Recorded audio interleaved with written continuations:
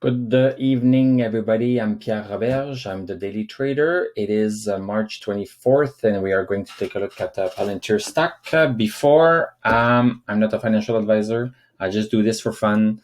I just share with you what I see, and hopefully you can help me also in the comments telling me what you see. And because I may not see everything, so this way we can help each other. So Palantir closed at 21.88, down 5.9%, so down 6%. Post market a little bit up. So basically, if I look at the chart, I had the support line here. So I had the support line here because we touched the body of the candle, not the wicks, but the body of the candle touched here. The body of the candle touched here and used this line as a resistance, preventing it to go up. And here the candle was touching the line, and the line provided support. So when the candle is above a line, it's a support, and underneath it's a resistance. So support, resistance, support, and now the support was broken. So now things are starting to get serious. So I'm considering selling the position I had in Palantir. I bought Palantir here when it broke this resistance. So I was hoping that Palantir was really going up. So now I need to consider selling Palantir. I'll make my decision tomorrow. I'm going to look at the stock during the day to make my own decision. But you could be selling Palantir right now if you have any position because it broke support. But the stock market, nothing is precise, nothing is scientific. It's all an art, so you make your own decisions. So another way of looking at the support is we could look at the support here. We could say, well, oh, this was a resistance here, so maybe this is where the line should be.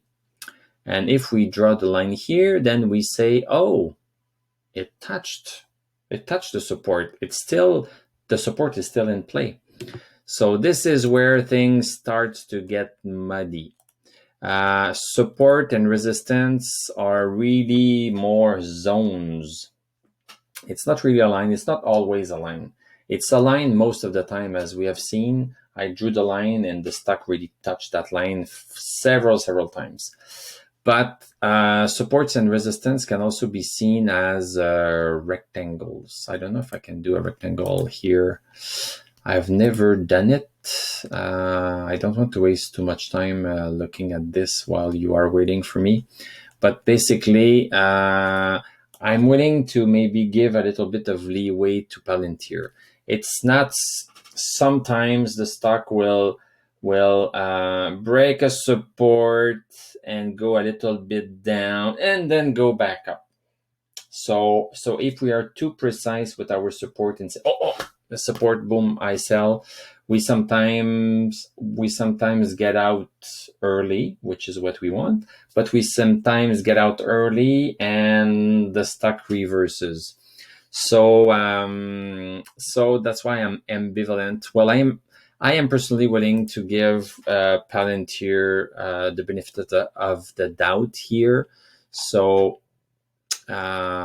see, if we draw the support here, it's still in play, and we see that post market it's a little bit up. So I will check it during the day and decide what I want to do. If we go into the 1 hour time frame, we see that stock, well, if we start today here, so it started here on this candle, so it was a red candle, and then it was holding something. It was holding a very small support here. See, it was holding this support for 4 candles. Boom, boom, boom, boom, and then poof, the bottom fell, and then it continued to fall. But then but then we finished with this little candle here. So this little candle here means that the stock went down to 21.75 and then went back up. So maybe, when we talk about the candlestick, so each bar is a candle. So this is a candlestick chart. So basically, this little candle here, where there's a longer wick at the bottom than at the top, and the body of the candle, which is the rectangle, whether it's red or green, it's a rectangle. This rectangle is higher up compared to the whole candle with the wicks. So basically, this is called a hammer. It looks like a hammer. You know, it has a big thing at the top and it has a handle, and you use it to hit on nails. So basically, what I'm trying to say is that this is a hammer, meaning that the stock tried to go lower, but then closed back up. So this is a bullish sign, but we cannot bet the house on hammers like this, but hammers tend to show a reversal. So if we look at this hammer, we could say, well, the stock is going to go back up. And if we look at the volume also here, I think this is one of the first times I'm talking about the volume. So this bar here is the number of shares that were transacted, that were bought and sold. Every time a share is bought, it's because somebody sold. So somebody bought and somebody sold. So basically, if we look at the volume here, the volume went quite low, and we had some high volume here and some high volume here also. So maybe this is an indication that people see that it's very low and people are starting to buy because the stock touched the support. This is what usually happens. We have a support that's at a certain price. The stock goes down and there's a support because some people are going to also draw this line and then decide to buy at support. So I like to see this increase in volume at support because this might be an indication that there's people willing to buy at that price. So if more people are willing to buy at that price than sell at that price, it's going to go up. So maybe this is an indication that we have indeed touched support and that the stock will go a bit higher tomorrow. And we have a little bit of an indication by looking at the post-market, which is up by 8 cents. So after market, some people can still buy after 4 o'clock Eastern time. So those people are willing to buy at a higher price than the last price of the day, which was at 21.88 at 4 o'clock Eastern time. So that's that for this. So I'll be checking it tomorrow during the day, and I'll do a video tomorrow evening as always, and then we'll see.